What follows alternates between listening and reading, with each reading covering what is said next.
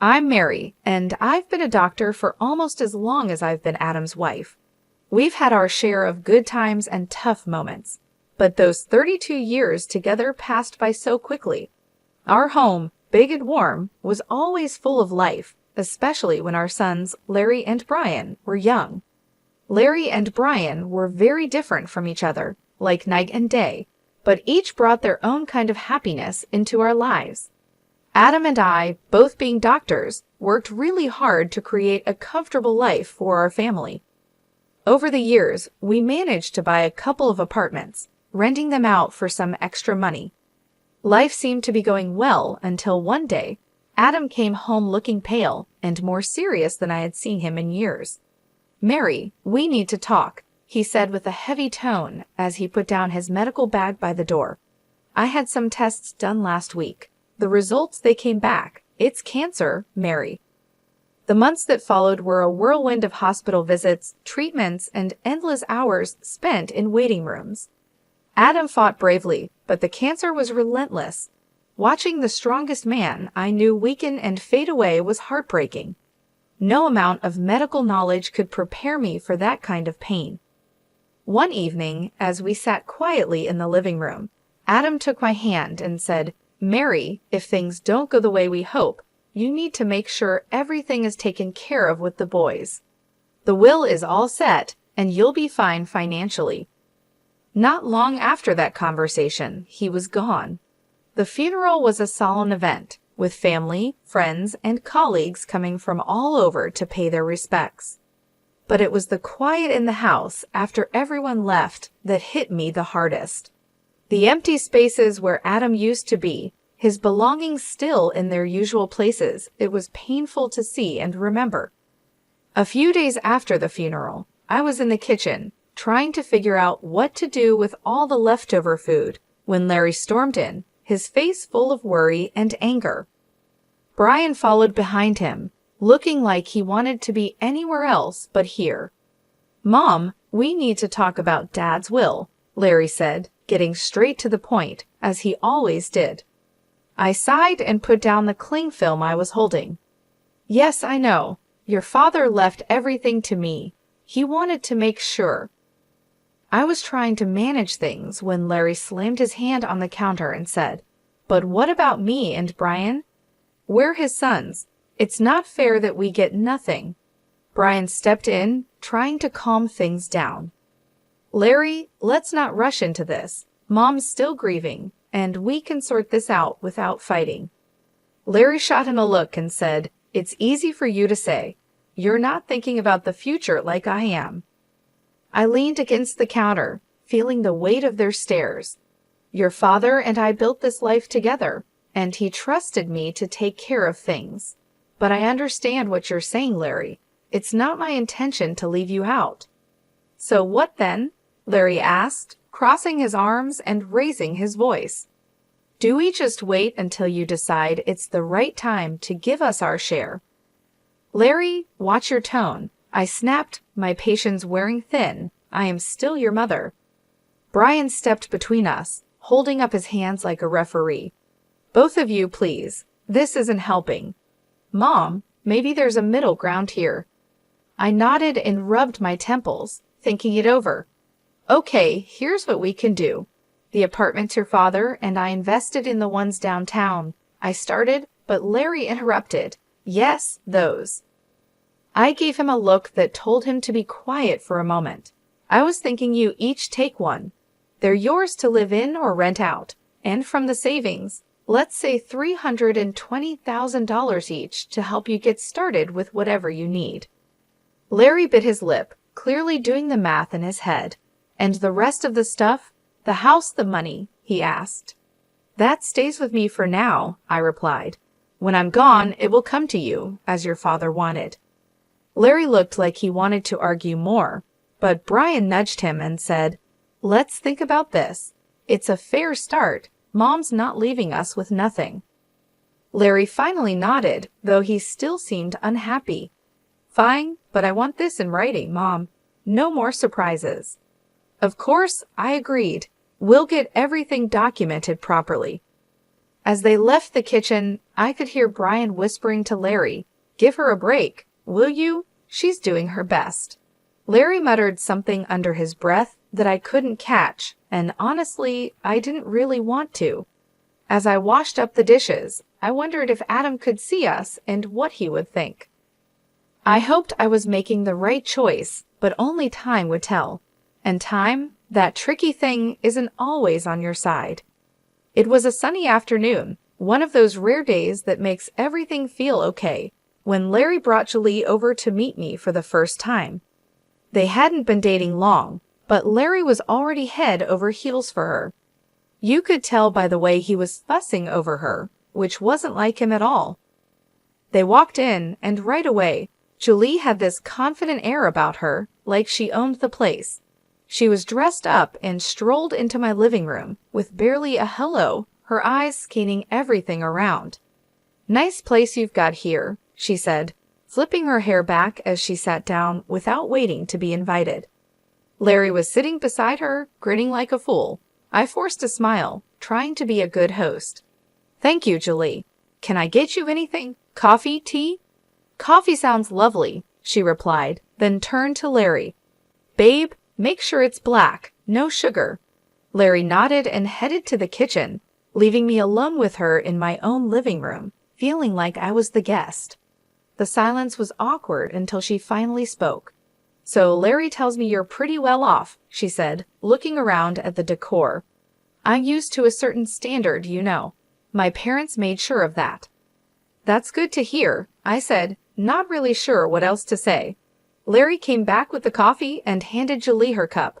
She took a sip and made a face. It's all right.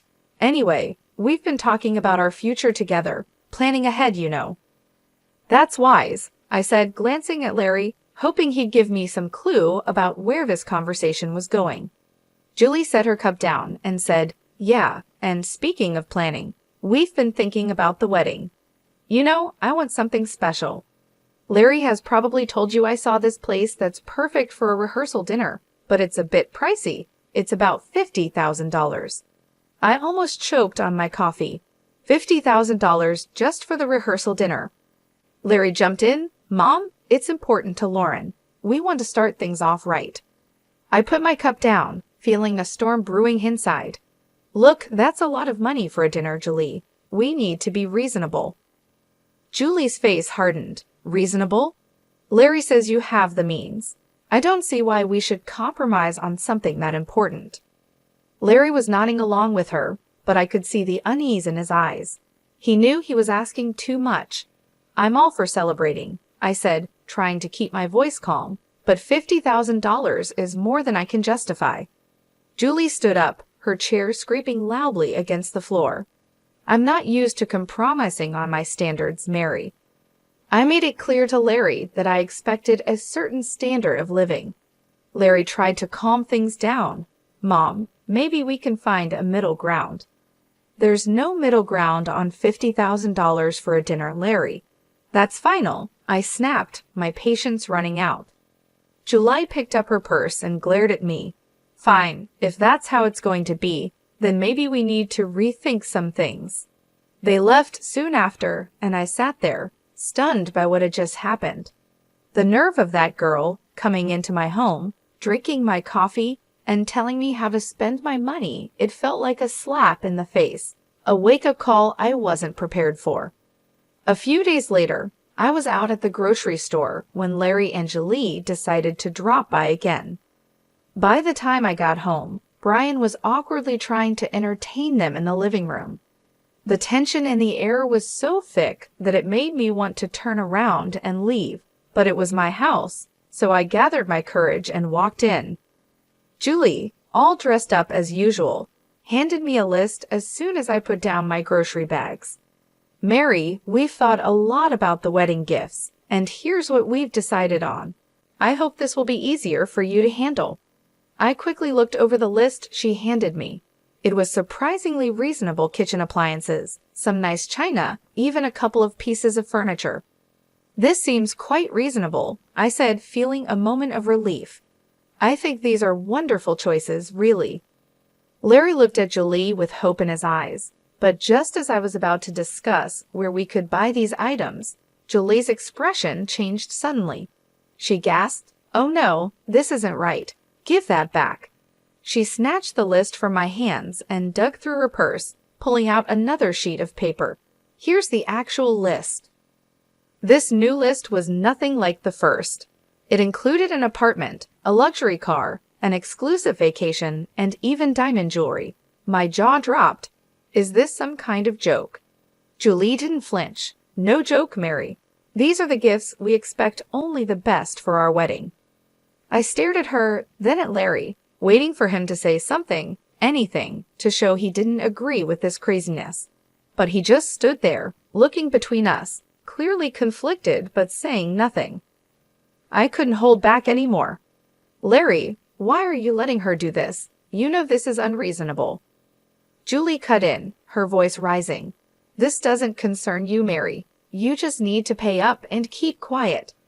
When Brian stood up, his face was serious. "That's enough, Julie. You're not going to talk to our mom like that. This is her house, and you're way out of line. You need to leave now." The room was filled with tension as Larry and Julie gathered their things. Julie was muttering under her breath, clearly angry. "This is ridiculous. We'll remember this." They left, and the door slammed shut behind them. I sat down, feeling the weight of the whole situation pressing on me. Brian sat beside me and put an arm around my shoulders. "We'll figure this out, Mom, but you can't let them push you into giving more than you can or should. It's not right." He was right, of course, but as I sat there with my son, I couldn't help but worry about Larry. How had things gotten so out of hand? How could he not see what this was doing to our family? The silence that followed was filled with unspoken worries and fears for the future. I knew then that this was far from over. It was only going to get harder from here. In the weeks that followed, I received constant phone calls from Larry. Each one was more demanding than the last, his tone desperate and sometimes almost frantic. "Mom, you don't understand. I can't look poor next to Lauren's family," he'd argue, his voice cracking with stress. "You have the money. Why can't you just help me out here?" I sat at the kitchen table, phone pressed against my ear, feeling a knot in my stomach. "Larry, it's not about the money. It's about living within your means. Lauren's expectations are too high, and you can't keep up with them without going into serious debt." He'd scoff, his frustration boiling over. "What do you know about it? I'm not going to live like a pauper. I need more from the inheritance now. The amount you've offered isn't enough." "Larry, I've offered to cover half the wedding costs, up to $135,000, and give a $8,000 gift. That's more than generous. Everything has to be agreed upon with me, though, no surprises." There was a pause, then a sharp laugh from him. "That's nothing. You're just being stingy. You have $1 million sitting there. Why are you holding out on me?" "Because it's not just about the money," I replied, my patience wearing thin. "It's about not feeding into this unrealistic fantasy that's going to ruin you." He yelled, loud enough that I had to pull the phone away from my ear. "I don't need this. I'll handle it my way. Forget you." And with that, the call ended. Months passed in silence. I tried to keep myself busy with daily routines, trying not to worry about Larry, but the peace was short-lived. One afternoon, the phone rang, and it was my sister-in-law, Hannah. "Mary, I thought you should know." Hannah's voice was hesitant, careful.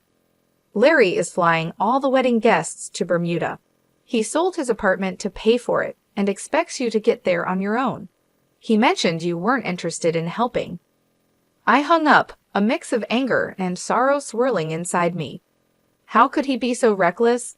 Before I could process it all, Brian came into the room, his expression serious. "Mom, there's something you need to hear." I recorded their conversation when they were sitting here in the living room. He handed me an audio recorder. I pressed play, and the voices of Larry and Julie filled the kitchen. "Your mom is just a nasty old woman with a fat wallet. We need to squeeze as much as we can out of her and then cut her off," Julie's voice said coldly. Larry's voice responded, just as chilling. Whatever it takes, Lauren. I'm not going to let her control us. If it comes down to it, I'll kick her out in her underwear." I turned off the recorder, my hands trembling. Hearing my own son speak like that about me, his mother, was too much. The room spun as I tried to understand the depth of his betrayal. Deciding to fly to Bermuda wasn't easy, but Brian was by my side, both of us tense but determined to face whatever awaited us. When we landed and approached the venue, I was taken aback by the sheer extravagance of it all, flowers everywhere, lights strung like stars across the evening sky, and music floating in the air. As we walked into the gathering, I spotted Larry and Julie mingling with the guests. They looked like the perfect couple, all smiles and laughter. My heart ached to see my son so lost in this artificial paradise.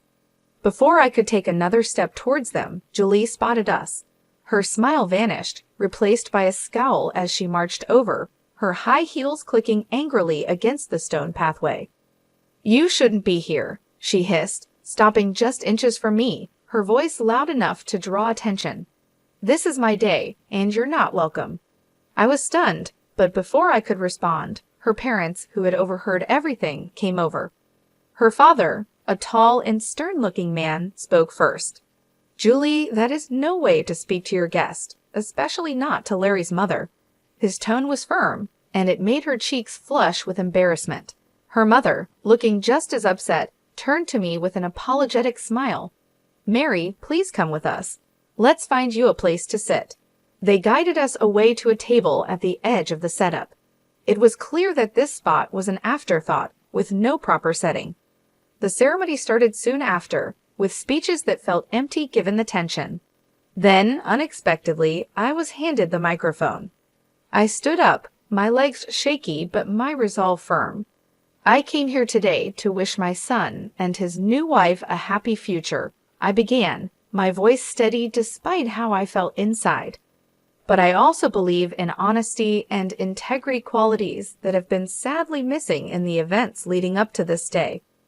Julie's face went from pink to red, her eyes glaring at me with anger.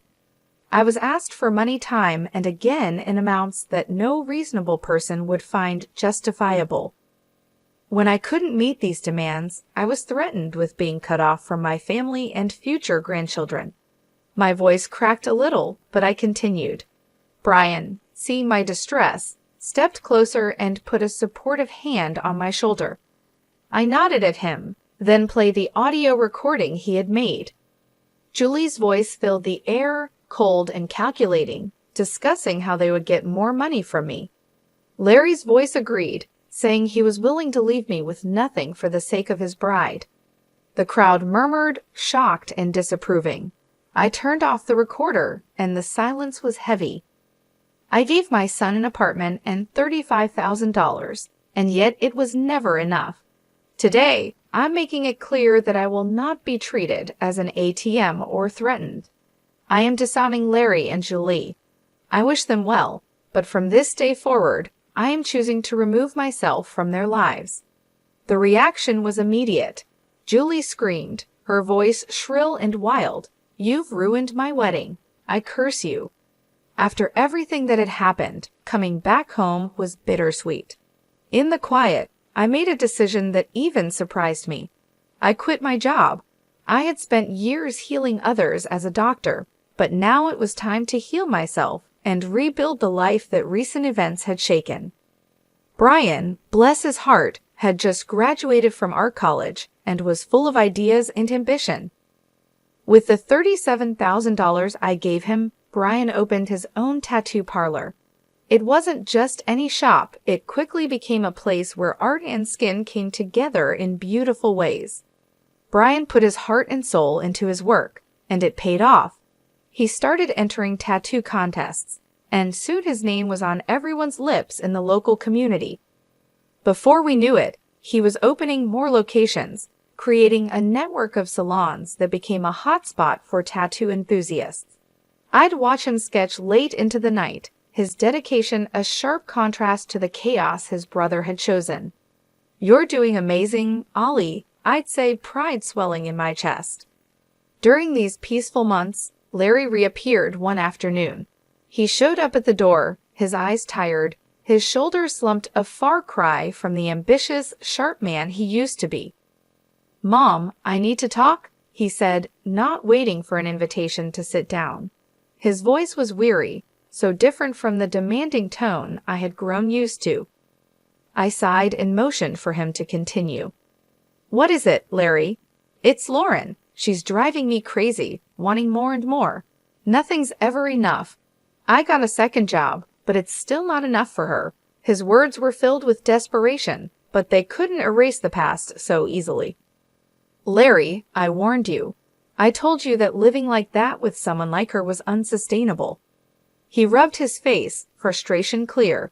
I know you did, but I thought," his voice trailed off, hopelessness replacing any explanation. "Thought what?" "That money would just appear because you wanted it to." My tone was harsh, years of pent-up frustration making it hard to soften my words. "Look at your brother. He started with the same amount and made something of himself without stepping on others." Larry bristled. "Yeah, well, not everyone's like Brian, are they? I have rights to the inheritance too, remember? And when you're gone, it'll come to me." That was the last straw. "Get out, Larry," I said, my voice cold and firm. "And don't come back. Not this time. You chose your path." His jaw tightened, and for a moment, I thought he might argue, but then he turned and walked out, the door slamming shut behind him. As I stood in the silence that followed, Brian came downstairs, having heard the last part of our exchange. "Are you okay, Mom?" he asked. I nodded, wrapping my arms around him. "I am now, thanks to you. Let's just focus on the good we can do and the life we can build." He hugged me back, his presence a comforting reminder that not everything was lost in that moment. I knew that despite the heartaches, the journey was still worth it. We had each other, and that was enough to keep moving forward. After the storm with Larry had passed, our home settled into a calm I hadn't felt in years. It was during this peaceful time that Brian brought someone special home. Her name was Joyce, and she was everything Jolie wasn't: kind, humble, and genuinely caring. As the weeks turned into months, their relationship grew stronger, and soon they announced their engagement. The wedding was nothing like Larry's extravagant affair. It was a simple, heartfelt ceremony in our backyard. Flowers from the garden, homemade decorations, and a small group of close friends and family made the day perfect. During the reception, I pulled Brian aside and said, "You've chosen a wonderful woman," my voice thick with emotion. He squeezed my hand and replied, "I learned from the best," giving me a knowing look. Life moved quickly after that. They sold the apartment I had given Brian, added some of their savings, and bought a small, cozy house just a few miles away. One sunny afternoon, while we were having tea in their new living room, Joyce shared some exciting news. "Mary, we're expecting twins," she announced, her eyes shining with joy. I nearly dropped my cup, overwhelmed with happiness. "Twins? Oh my goodness, that's wonderful." Brian beamed, his pride evident. "We wanted you to be the first to know. We're really happy, Mom." "Twins," I repeated, letting the words sink in. Grandchildren, it was a new chapter, one I was eager to begin. As for Larry, news from him was rare. The last I heard, he had divorced Julie. She had taken nearly everything in the split, leaving him to start over in another city. Despite the pain he had caused, it hurt to know he was out there somewhere, struggling because of his choices. One evening, as I sat looking through old photo albums, Brian came and sat beside me. He noticed a picture of Larry and me from years ago. "Do you ever hear from him?" he asked softly. I shook my head.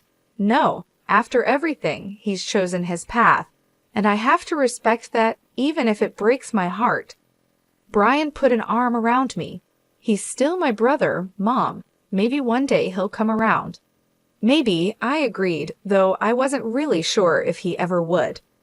I believed it too, but for now, we have plenty to keep us busy, especially with those twins on the way.